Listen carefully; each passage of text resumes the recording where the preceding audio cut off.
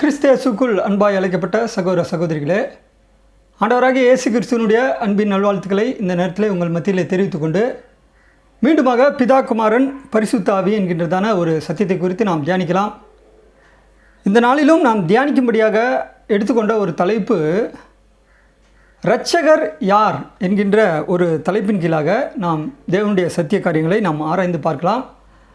இரட்சகர் யார் என்கின்ற ஒரு தலைப்பின் கீழாக நாம் தேவனுடைய சத்திய காரியங்களை ஆராய்ந்து பார்க்கலாம். இதற்கு ஆதாரமாக நாம் வாசிக்க வேண்டிய வசனமானது ஓசியா அதிகாரம் 13 வசனம் 4. ஓசியா அதிகாரம் 13 வசனம் 4. நான் உன்னை எகிப்து தேசத்திலிருந்து அழைத்து வந்தது முதல் உன் தேவனாகிய கர்த்தராய் இருக்கிறேன். ஆகையால் நீ என்னையன்றி வேறே தேவனை அறிய வேண்டாம், என்னையன்றி இரட்சகர் ஒருவரும் இல்லை. அன்பான சகோதர சகோதரிகளே, இப்போ பாருங்கள், இஸ்ரேல் ஜனங்கள் எகிப்திலே அடிமையாக இருந்தார்கள். அப்போ தேவன் இஸ்ரேல் ஜனங்களை எகிப்திலிருந்து விடுதலையாக்கி வழிநடத்தி செல்ல மோசே என்னப்பட்ட ஒருவரை லீடராக தலைவராக நியமித்தார். அப்போ மோசே இஸ்ரேல் ஜனங்களை வழிநடத்தி கானானை நோக்கி பிரயாணமாக அழைத்து செல்கிறார். அப்படிப்பட்டதான ஒரு காரியத்தை தான் சொல்கிறாரு தேவன். பாருங்கள், நான் உன்னை எகிப்து தேசத்திலிருந்து அழைத்து வந்தது முதல் உன் தேவனாகிய கர்த்தராய் இருக்கிறேன். ஆகையால் நீ என்னையன்றி வேறு தேவனை அறிய வேண்டாம், என்னையன்றி இரட்சகர் ஒருவரும் இல்லை. அப்போ பாருங்கள், உன் தேவனாகிய கர்த்தராய் இருக்கிறேன். அப்போ கர்த்தர் என்று பழைய ஏற்பாட்டிலே வரக்கூடிய எல்லா இடங்களிலும் எபிரேய மொழியிலே யெகோவா என்று கொடுக்கப்பட்டுள்ளது. அப்போ பாருங்கள், யெகோவா தேவன் சொல்கிறாரு, என்னை அன்றி வேறே தேவனை அறிய வேண்டாம், என்னை அன்றி இரட்சகர் ஒருவரும் இல்லை. அப்போ பிதாவாகிய யெகோவா தேவன் சொல்கிறாரு, நான் தான் இரட்சகர், நான் தான் தேவன் அப்படின்னு சொல்கிறார். இப்போ பாருங்கள் அன்பான சகோதர சகோதரிகளே, எல்லாவற்றையும் சிருஷ்டித்த சிருஷ்டிகர் யார் என்று நாம் வேதத்தில் நாம் ஆராய்ந்து பார்க்கும் பொழுது, பிதாவாகிய யெகோவா தேவன் தான் எல்லாவற்றையும் சிருஷ்டித்த ஒரு சிருஷ்டிகர். அப்போ பிதாவாகிய தேவன் முதலில் அவருடைய ஒரே பேரான குமாரனாகிய இயேசு கிறிஸ்துவை படைத்தார் என்று வேதத்தில் எழுதப்பட்டுள்ளது. பிறகு பிதாவாகிய தேவன் இயேசு கிறிஸ்துவை கொண்டு பரலோகத்தில் உள்ளவைகளும் பூலோகத்தில் உள்ளவையுமாகிய காணப்படுகிறவைகள் காணப்படாதவைகள் எல்லாவற்றையும் பிதாவாகிய தேவன் அவருடைய ஒரே பேரான குமாரனாகிய இயேசு கிறிஸ்துவை கொண்டு சிருஷ்டித்தார் என்று வேதம் நமக்கு எடுத்துரைக்கிறது. அப்போ பாருங்கள், பிதாவாகிய தேவன் அவருடைய சாயலாக ஆதாமை சிருஷ்டிக்கிறார். அப்போ ஆதாமுடைய விலா எலும்பை ஒன்றை எடுத்து ஏவாளை சிருஷ்டிக்கிறார். பாருங்கள், அப்போ ஆதாம் ஏவாளுக்கு பிதாவாகிய தேவன் ஒரு கட்டளையை கொடுக்கிறார். அப்போ அந்த கட்டளையை ஆதாம் ஏவாள் மீறிட்டாங்க. இதனால் என்ன நடந்தது அப்படின்னா, பாவமும் பாவத்தினுடைய சம்பளம் மரணம். அப்போ பாருங்கள், ஆதாம் ஏவாள் மூலமாக இந்த ஒட்டுமொத்த உலகமும் இன்றைக்கு மரிக்கிறோம். அப்போ இந்த மரணத்திலிருந்து இந்த உலக ஜனங்களை மீட்க வேண்டும், ரட்சிக்க வேண்டும், காப்பாற்ற வேண்டும் என்பதற்காக பிதாவாகிய தேவன் ஒரு தெய்வீக திட்டத்தை வைக்கிறார். அப்போ அந்த தெய்வீக திட்டத்தை விளக்கி சொல்கிறது தான் நம்முடைய வேதம். அப்போ பாருங்கள், பிதாவாகிய தேவன் நமது காரியமாக யார் போவா அப்படின்னு பிதாவாகிய தேவன் கேட்குறாரு. அப்போ இயேசு கிறிஸ்து சொல்கிறாரு, இதோ அடியேன் நான் போகிறேன் அப்படின்னு சொல்கிறார். அப்போ பாருங்கள், பிதாவாகிய தேவன் அவருடைய ஒரே பேரான குமாரனை இந்த பூமிக்கு அனுப்பி நமக்காக பலியாக ஒப்பு கொடுத்து நம்மை ரட்சித்தார் என்று எழுதப்பட்டுள்ளது. அப்போ பாருங்கள், பிதாவாகிய தேவன் சொல்கிறாரு, என்னை அன்றி இரட்சகர் ஒருவரும் இல்லை. அப்போ பிதாவாகிய தேவன் தான் இரட்சகர் என்று வேதம் சொல்லும் பொழுது பாருங்கள், இன்றைக்கு இயேசு கிறிஸ்து யார் அப்படின்னு கேட்டால் அநேகர் என்ன நினைக்கிறாங்கன்னா, இயேசு கிறிஸ்து தான் பிதா என்று நினைக்கிறார்கள். ஆனால் பாருங்கள், நம்முடைய வேதம் மிக தெளிவாக எடுத்து நமக்கு காண்பிக்கிறது, பிதாவாகிய தேவன் வேறு, இயேசு கிறிஸ்து வேறு. அப்போ பாருங்கள், வேதத்தை நம்ம ஆராய்ந்து பார்க்கும்போது பிதாவாகிய தேவன் சொல்கிறார், என்னை அன்றி இரட்சகர் ஒருவரும் இல்லை. அப்படி வேதம் நமக்கு தெளிவாக காண்பிக்கும் பொழுது, இப்போ இயேசு கிறிஸ்துவும் ஒரு இரட்சகர் என்று தானே வேதம் சொல்லுது. ஏன்னா பாருங்கள், இயேசு கிறிஸ்து யாருன்னா பிதாவாகிய தேவனுடைய ஒரே பேரான குமாரன். இப்போ பிதாவாகிய தேவனை குறித்து வேதம் சொல்லுது, அவர் மட்டும்தான் இரட்சகர், என்னையன்றி இரட்சகர் ஒருவரும் இல்லை அப்படின்னு தேவன் சொல்கிறார். ஆனால் வேதத்தில் இயேசு கிறிஸ்துவும் ஒரு இரட்சகர் என்று தான் நம்ம வேதத்தில் எழுதப்பட்டுள்ளது. பாருங்கள், இப்போ இயேசு கிறிஸ்து பிறக்கக்கூடிய அந்த நேரத்தில் அவர் யார் என்று இந்த வேதம் சொல்லுதுன்னா, பாருங்கள், லூக்கா அதிகாரம் 2 வசனம் 11, இன்று கர்த்தராகிய கிறிஸ்து என்னும் இரட்சகர் உங்களுக்கு தாவீதின் ஊரிலே பிறந்திருக்கிறார். அப்போ இயேசு கிறிஸ்துவும் ஒரு இரட்சகர் என்று தான் இந்த வேதம் சொல்லுது. பாருங்கள், தொடர்ந்து நம்ம வேத வாக்கியங்களை ஆராய்ந்து பார்க்கும்போது அப்போஸ்தலனாகிய பவுல் இயேசு கிறிஸ்துவை இரட்சகர் என்று அப்போஸ்தலனாகிய பவுல் சொல்கிறார். பாருங்கள், இதை நம்ம எங்கே வாசிக்கலாம் அப்படின்னா, பிலிப்பியர் அதிகாரம் 3 வசனம் 20. பிலிப்பியர் அதிகாரம் 3 வசனம் 20. நம்முடைய குடியிருப்போ பரலோகத்தில் இருக்கிறது, அங்கே இருந்து கர்த்தராய் இருக்கிற இயேசு கிறிஸ்து என்னும் இரட்சகர் வர எதிர்பார்த்து கொண்டிருக்கிறோம். பார்த்தீங்களா? அப்போ இயேசு கிறிஸ்துவும் ஒரு இரட்சகர் என்று தான் இந்த வேதம் சொல்லுது. இப்போ கடைசியாக பாருங்கள், இயேசு கிறிஸ்துவும் ஒரு இரட்சகர் என்று வேதத்தில் நம்ம எங்கே வாசிக்கலாம் அப்படின்னா, பாருங்கள், யோவான் அதிகாரம் 4 வசனம் 42. யோவான் அதிகாரம் 4 வசனம் 42.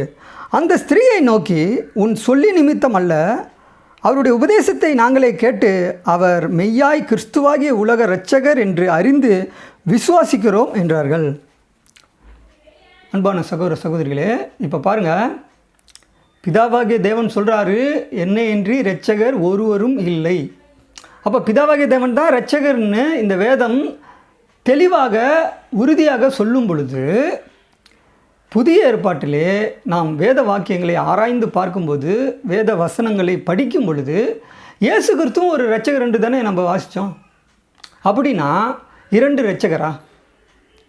பாருங்கள், இன்றைக்கு அநேக பேர் என்ன நினைக்கிறாங்கன்னா, பிதாவும் இயேசுவும் ஒரு நபர் என்று தவறாக நினைக்கிறார்கள்.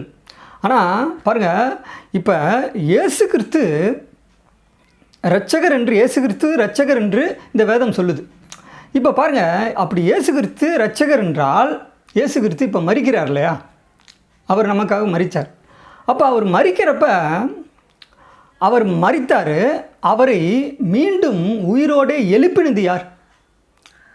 இயேசு கிறிஸ்து நமக்காக மரித்தார், அவரை 3ஆம் நாளிலே உயிரோடு எழுப்பினவர் யார்? பிதாவாகிய யெகோவா தேவன் தான் இயேசு கிறிஸ்துவை எழுப்பினார் என்று வேதம் நமக்கு தெளிவாக எடுத்திருக்கிறது. அப்போ பாருங்கள், இயேசு கிறிஸ்து மரிக்கிறப்ப, ஏலி ஏலி லாமா சபக்தானி, என் தேவனே ஏன் என்னை கைவிட்டீர் அப்படின்னு சொல்கிறார். இப்போ இவர் தான் கடவுள், இவர் தான் இயேசு கிறிஸ்து தான் இரட்சகர் அப்படின்னா, இவரே பிதாவாகிய தேவனை நோக்கி தான் விண்ணப்பம் பண்ணுறார். பாருங்கள், அப்போஸ்தலனாகிய பவுல் இதை குறித்து எழுதுகிறார். பாருங்கள், எபிரேயர் அதிகாரம் 5 வசனம் 7. அவர் மாம்சத்தில் இருந்த நாட்களில் தம்மை மரணத்தினின்று இரட்சிக்க வல்லமை உள்ளவரை நோக்கி பலத்த சத்தத்தோடும் கண்ணீரோடும் விண்ணப்பம் பண்ணி வேண்டுதல் செய்து தமக்கு உண்டான பயபக்தி நிமித்தம் கேட்கப்பட்டு. பாருங்கள், இயேசு கிறிஸ்து மரிக்கிறப்ப அவர்னா யார்? இயேசு மாம்சத்தில் இருந்த நாட்களில் தம்மை மரணத்தினின்று இரட்சிக்க வல்லமை உள்ளவரை நோக்கி. அப்போ இயேசு கிறிஸ்துவை மரணத்தில் இருந்து விடுதலையாக்கி அவரை உயிரோடு எழுப்பினது யார்? பிதாவாகிய தேவன் தான் இயேசு கிறிஸ்துவை உயிரோடு எழுப்பினார் என்று வேதம் நமக்கு எடுத்துரைக்கிறது. அப்போ பாருங்கள், மரணத்திலிருந்து இரட்சிக்க வல்லமை உள்ளவரை நோக்கி. அப்போ இயேசு கிறிஸ்து தான் ஒரு இரட்சகர் அப்படின்னா, இயேசு கிறிஸ்துவை மரணத்திலிருந்து இரட்சித்தார் இல்லையா? அவர் யார் அப்படின்னா, அவர் தான் பிதாவாகிய யெகோவா தேவன் என்று இந்த வேதம் நமக்கு எடுத்துரைக்கிறது. அப்போ பாருங்கள், இயேசு கிறிஸ்து மரித்தார்னா அவராகவே உயிரோடு எழுந்து வரவில்லை, அவரை உயிரோடு எழுப்பினது யார்? பிதாவாகிய யெகோவா தேவன் தான் அவருடைய ஒரே பேரான குமாரனாகிய இயேசு கிறிஸ்துவை உயிரோடு எழுப்பினார் என்று வேதம் நமக்கு எடுத்துரைக்கிறது. அன்பான சகோதர சகோதரிகளே, இப்போ பாருங்கள், இயேசு கிறிஸ்து வாழ்ந்த காலத்தில் என் பிதாவே பிதாவே என்று பிதாவை பற்றி தான் அதிகம் அவர் சொல்கிறார். அப்படின்னா ஏன் இயேசு கிறிஸ்து பிதான்னு சொல்லணும்? இப்போ பாருங்கள், அது மாத்திரம் இல்லாமல் அந்த பிதாவாகிய தேவனுடைய நாமத்தை இயேசு கிறிஸ்து மரிக்கிறதுக்கு முன்பாக ஒரு ஜெபம் ஏறெடுக்கிறார். அப்போ அந்த ஜெபத்திலே பிதாவாகிய தேவனுடைய நாமத்தை வெளிப்படுத்துகிறார். நீதி உள்ள பிதாவே, உலகம் உம்மை அறியவில்லை, நான் உம்மை அறிந்திருக்கிறேன் அப்படின்னு சொல்லிட்டு, உம்முடைய நாமத்தை தெரியப்படுத்தினேன், இன்னமும் தெரியப்படுத்துவேன் என்று இயேசு கிறிஸ்து சொல்கிறார். அப்படின்னா பிதாவாகிய தேவன் தான் யார்? இயேசு கிறிஸ்துவுக்கும் இயேசு கிறிஸ்துவுக்கும் கடவுள், அதாவது இயேசு கிறிஸ்துவை உண்டாக்கினவர் பிதாவாகிய தேவன். அதை தான் வேதம் நமக்கு சொல்லுது. அப்போ பிதாவாகிய தேவனுடைய நாமம் என்னன்னா யெகோவா. அப்போ பாருங்கள், இப்போ இயேசு கிறிஸ்துவை உண்டாக்கினவர் யார்? பிதாவாகிய தேவன் தான் இயேசு கிறிஸ்துவை முதலில் படைத்தார் என்று வேதம் நமக்கு எடுத்துரைக்கிறது. அப்படின்னா இயேசு கிறிஸ்துவை இந்த வேதம் இரட்சகர் என்று சொல்கிறது. அப்படின்னா இயேசு கிறிஸ்துவை இரட்சகராக ஆக்கினது யார்? ஆக்கினது யாராக இருக்க முடியும்? இயேசு கிறிஸ்துவை இந்த வேதம் இரட்சகர் என்று சொல்கிறது.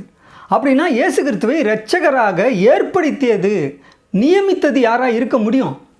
பிதாவாகிய தேவன் தான் நமக்காக. பிதாவாகிய தேவன் தான் அவருடைய ஒரே பேரான குமாரனாகிய இயேசு கிறிஸ்துவை இரட்சகராக நியமித்தார் என்று இந்த வேதம் நமக்கு எடுத்துரைக்கிறது. அப்போ பாருங்கள், இயேசு கிறிஸ்து இரட்சகர்னா பிதாவாகிய தேவனால் நியமிக்கப்பட்ட, ஏற்படுத்தப்பட்ட ஒரு இரட்சகர் என்று வேதம் நமக்கு எடுத்துரைக்கிறது. பாருங்கள், இதை குறித்து நம்ம எங்கே வாசிக்கலாம் அப்படின்னா, பாருங்கள், பைபிளில் அப்போஸ்தலர் அதிகாரம் 5 வசனம் 30-31. நீங்கள் மரத்திலே தூக்கி கொலை செய்த இயேசுவை நம்முடைய பிதாக்களின் தேவன் எழுப்பி இஸ்ரவேலுக்கு மனம் திரும்புதலையும் பாவ மன்னிப்பையும் அருளுகிறதற்காக அவரை அதிபதியாகவும் இரட்சகராகவும் தமது வலது கரத்தினாலே உயர்த்தினார். பார்த்தீங்களா? இப்போ இந்த வேதம் இயேசு கிறிஸ்துவ இரட்சகர் என்று சொல்லுதுன்னா அவரை இரட்சகராக நியமித்தது யார்? பிதாவாகிய தேவன் தான். பாருங்கள், அப்போ இயேசு கிறிஸ்து சொல்கிறார், இயேசு கிறிஸ்து மரிச்சார் இல்லையா? அப்போ நீங்கள் மரத்திலே தூக்கி கொலை செய்த இயேசுவை நம்முடைய பிதாக்களின் தேவன் எழுப்பி. அப்போ பாருங்கள், பழைய ஏற்பாட்டிலே முற்பிதாக்கள் என்று சொன்னால் அது யாரை சொல்லுவோம்? ஆபிரகாம், ஈசாக்கு, யாக்கோப். அப்போ நம்முடைய பிதாக்களின் தேவன் அப்படின்னா ஆபிரகாமின் தேவன், ஈசாக்கின் தேவன், யாக்கோப்பின் தேவன் யார்? அவருடைய நாமம் யெகோவா என்று வேதம் நமக்கு எடுத்துரைக்கிறது. அப்போ யெகோவா தேவன் தான் இயேசு கிறிஸ்துவை எழுப்பி இஸ்ரேலுக்கு மனம் திரும்புதலையும் பாவ மன்னிப்பையும் அருளுகிறதற்காக அவரைனா யார்? இயேசு கிறிஸ்துவை பிதாவாகிய தேவன் அதிபதியாக, இரட்சகராக தமது வலது கரத்தினாலே உயர்த்தினார். பார்த்தீங்களா? அப்போ இயேசு கிறிஸ்து பிதாவாகிய தேவனால் நியமிக்கப்பட்ட, ஏற்படுத்தப்பட்ட ஒரு இரட்சகர் என்று தான் நம்முடைய வேதம் நமக்கு எடுத்துரைக்கிறது. தொடர்ந்து இப்படிப்பட்டதான காரியங்களை நம்ம ஆராய்ந்து பார்க்கும்போது பாருங்கள், அப்போஸ்தலர் அதிகாரம் 13 வசனம் 22-23. பின்பு அவர் அவனை தள்ளி தாவீதை அவர்களுக்கு ராஜாவாக ஏற்படுத்தி, ஈசாயின் குமாரனாகிய தாவீதை என் இருதயத்துக்கு ஏற்றவனாக கண்டேன், எனக்கு சித்தமானவைகளை எல்லாம் அவன் செய்வான் என்று அவனை குறித்து சாட்சியம் கொடுத்தார். அவனுடைய சந்ததியிலே தேவன் தமது வாக்குத்தத்தத்தின்படி இஸ்ரவேலுக்கு இரட்சகராக இயேசுவை எழும்ப பண்ணினார். பார்த்தீங்களா? அப்போ இயேசு கிறிஸ்து இரட்சகர், இயேசு கிறிஸ்துவை இந்த வேதம் இரட்சகர் என்று சொல்லுகிறது என்றால் அவரை இரட்சகராக நியமித்தது யார்? இரட்சகராக ஏற்படுத்தியது யார்? பிதாவாகிய யெகோவா தேவன் தான் இயேசு கிறிஸ்துவை இரட்சகராக நியமித்தார். பாருங்கள், அவனுடைய சந்ததியிலே. அப்போ இயேசு கிறிஸ்து யாருடைய சந்ததியில் வரார்? தாவீதோட சந்ததியில் தான் வரார். அதனால தான் இயேசு கிறிஸ்து இந்த பூமியில் வாழ்ந்தப்ப ஒரு ஒரு ஒரு கண்ணு தெரியாத ஒருத்தர் சொல்லுவார், தாவீதின் குமாரனே அப்படிங்குவார். அப்போ பாருங்கள், அப்படின்னா தாவீதோட வம்சத்தில் வரார். பாருங்கள், அவனுடைய சந்ததியிலே தேவன் தமது வாக்குத்தத்தின்படி இஸ்ரவேலுக்கு இரட்சகராக இயேசுவை எழும்ப பண்ணினார். எழும்ப பண்ணினார்னா என்ன? அவரை நியமிக்கிறார். பிதாவாகிய தேவன் இயேசு கிறிஸ்துவை இரட்சகராக நியமித்தார், ஏற்படுத்தினார் என்று தான் இந்த வேதம் சொல்லுது. தொடர்ந்து பாருங்கள், இயேசு கிறிஸ்துவை பிதாவாகிய தேவன் ஆண்டவராகவும் கிறிஸ்துவாகவும் ஆக்கினார் என்று வேதத்தில் எழுதப்பட்டுள்ளது. பாருங்கள், இதை நம்ம எங்கே வாசிக்கலாம் அப்படின்னா அப்போஸ்தலர் அதிகாரம் 2 வசனம் 36. ஆகையினால் நீங்கள் சிலுவையில் அறைந்த இந்த இயேசுவையே தேவன் ஆண்டவரும் கிறிஸ்துவுமாக்கினார் என்று இஸ்ரேல் குடும்பத்தார் யாவரும் நிச்சயமாய் அறிய கடவர்கள் என்றான். பார்த்தீங்களா? இப்போ இயேசு கிறிஸ்துவை பாருங்கள், பிதாவாகிய தேவன் எப்படி ஆக்கியிருக்காருன்னா ஆண்டவராக ஆக்கியிருக்காரு, அதே நேரத்தில் கிறிஸ்துவாய் ஆக்கியிருக்காரு. அப்போ கிறிஸ்துனா என்ன அர்த்தம்? கிறிஸ்து அப்படிங்கிற பெயருக்கு என்ன அர்த்தம்? அபிஷேகம் பண்ணப்பட்டவர் என்று அர்த்தம். அப்போ பாருங்கள், பிதாவாகிய தேவன் எல்லாவற்றையும் உண்டாக்கப்படுவதற்கு முன்பாக அவருடைய ஒரே பேரான குமாரனை படைத்து ஜனிப்பித்து அபிஷேகம் பண்ணினார் என்று நீதிமொழிகளில் நம்ம இதற்கு முன்பாக வெளியிட்ட அநேக வீடியோ பதிவிட்டெல்லாம் நம்ம பார்த்துருக்கோம். அப்போ பிதாவாகிய தேவன் தான் இயேசு கிறிஸ்துவை கிறிஸ்துவாக ஆண்டவராக ஆக்கினார் என்று வேதம் நமக்கு எடுத்துரைக்கிறது. அப்போ பாருங்கள் அன்பான சகோதர சகோதரிகளே, பிதாவாகிய தேவன் தான் இரட்சகர். அவரை அன்றி ஒரு இரட்சகரும் இல்லை. அவருடைய நாமம் யெகோவா. ஆனால் இயேசு கிறிஸ்து பிதாவாகிய தேவனால் ஏற்படுத்தப்பட்ட நியமிக்கப்பட்ட ஒரு இரட்சகர் என்று தான் இந்த வேதம் சொல்லுது. தொடர்ந்து பாருங்கள், இப்படிப்பட்டதான காரியத்தை தான் அப்போஸ்தலனாகிய யோவான் எழுதுகிறாரு.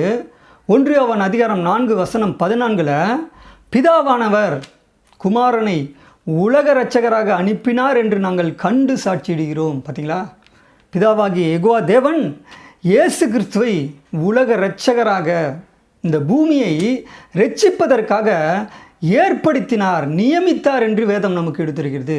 அப்போ பாருங்கள் அன்பான சகோதர சகோதரிகளே, இயேசு கிறிஸ்துவை இரட்சகர் என்று இந்த வேதம் சொல்லுதுன்னா அவரை இரட்சகராக ஆக்கினது யார்? இரட்சகராக நியமித்தது யார்? இரட்சகராக ஏற்படுத்தியது யார்? பிதாவாகிய யெகோவா தேவன் தான் அவருடைய ஒரே பேரான குமாரனை இரட்சகராக ஏற்படுத்தினார் என்று இந்த வேதம் நமக்கு எடுத்துரைக்கிறது. பாருங்கள் அன்பான சகோதர சகோதரிகளே, அது மாத்திரமல்லாமல் இந்த இரட்சகர்கள் இரட்சகன் அப்படிங்கிற வார்த்தையும் பைபிளிலே எழுதப்பட்டுள்ளது. இப்போ பாருங்கள், இஸ்ரேல் ஜனங்களை மீட்பதற்காக பிதாவாகிய தேவன் ஒரு காலத்தில் அநேக காரியங்களை அவர் செய்கிறார். அப்படி பாருங்கள், இஸ்ரேல் ஜனங்கள் நியாயாதிபதிகளுடைய கண்ட்ரோலில் இருந்தாங்க. அப்போ நியாயாதிபதிகளுக்கு அப்புறம் ராஜாக்கள் எழுப்பினார். ராஜாக்களை தேவன் நியமித்தார். அதுக்கப்புறம் தீர்க்கதரிசிகளை எழுப்பினார். அப்படி பாருங்கள், அந்த நியாயாதிபதிகளில் சில மனிதர்களை கூட நம்முடைய வேதத்தில் இரட்சகன் என்று எழுதப்பட்டுள்ளது. பாருங்கள், இதை நம்ம எங்கே வாசிக்கலாம் அப்படின்னா நெகேமியா அதிகாரம் 9:27. ஆகையால் அவர்களை நெருக்குகிற அவர்கள் சத்துருக்களின் கையில் அவர்களை ஒப்பு கொடுத்தீர். அவர்கள் நெருக்கம் அனுபவிக்கிற காலத்தில் அவர்கள் உம்மை நோக்கி கூப்பிடுகிற போதே நீர் பரலோகத்திலிருந்து கேட்டு உம்முடைய மிகுந்த இரக்கத்தினால் அவர்களை அவர்கள் சத்துருக்களின் கைக்கு நீங்களாக்கி விடுகிற இரட்சகர்களை அவர்களுக்கு கொடுத்தீர். பாருங்கள், இரட்சகர்களை அவர்களுக்குன்னா யார்? இஸ்ரேல் ஜனங்களை மீட்பதற்காக, இஸ்ரேல் ஜனங்களை வழிநடத்தி செல்றதுக்காக, கைட் பண்ணி வழிநடத்தி செல்றதுக்காக பிதாவாகிய யெகோவா தேவன் இரட்சகர்களை நியமித்தார். பாருங்கள், இரட்சகர்களை அவர்களுக்கு கொடுத்தீர். அப்போ அந்த இரட்சகர்கள் யார் அப்படின்னா பாருங்கள், நியாயாதிபதிகளில் சில மனிதர்கள் கூட ஒரு இரட்சகன் என்று வேதத்தில் எழுதப்பட்டுள்ளது. பாருங்கள், இதை நம்ம எங்கே வாசிக்கலாம் அப்படின்னா நியாயாதிபதிகள் அதிகாரம் 3:9. நியாயாதிபதிகள் அதிகாரம் 3:9. இஸ்ரேல் புத்திரர் கர்த்தரை நோக்கி கூப்பிட்ட போது கர்த்தர் இஸ்ரேல் புத்திரரை இரட்சிக்கும்படி காலேப்பின் தம்பியான கேனாசனுடைய குமாரனாகிய ஒத்னியேல் என்னும் ஒரு இரட்சகனை அவர்களுக்கு எழும்ப பண்ணினார். பார்த்தீங்களா, அப்போ ஒத்னியேல் என்னும் ஒரு இரட்சகனை ஆங்கில பைபிளில் நீங்கள் வாசிங்கன்னா அந்த சில ஆங்கில பைபிளில் அந்த இரட்சகனை அப்படிங்கிற இடத்துல சேவியர் அப்படின்னு இருக்கு. அப்போ இரட்சகர் அப்படின்னா என்ன அர்த்தம்? மீட்பர். ஆங்கிலத்தில் சேவியர் என்று அர்த்தம். அப்போ இரட்சகர் அப்படின்னா மீட்பர், விடுதலை அளிப்பவர், காப்பாற்றுகிறவர் என்று தான் அர்த்தம். அப்போ பாருங்கள், ஒரு மனிதர்களை, நியாயாதிபதிகளில் சில மனிதர்களை கூட நம்முடைய வேதத்தில் இரட்சகன் என்று எழுதப்பட்டுள்ளது.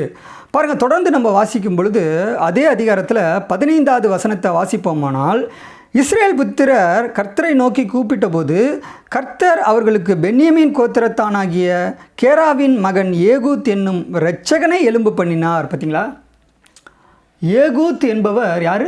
ஒரு இரட்சகன் அப்படின்னு போட்டிருக்கு. அது மாத்திரமல்லாமல் பாருங்கள், தொடர்ந்து வாசிக்கும்போது 31வது வசனத்தில் அவனுக்கு பிற்பாடு ஆனாத்தின் குமாரன் சம்கார் எழும்பினான். அவன் பெலிஸ்தரில் 600 பேரை ஒரு தாற்றுக்கோளால் முறியடித்தான். அவனும் இஸ்ரவேலை இரட்சித்தான்.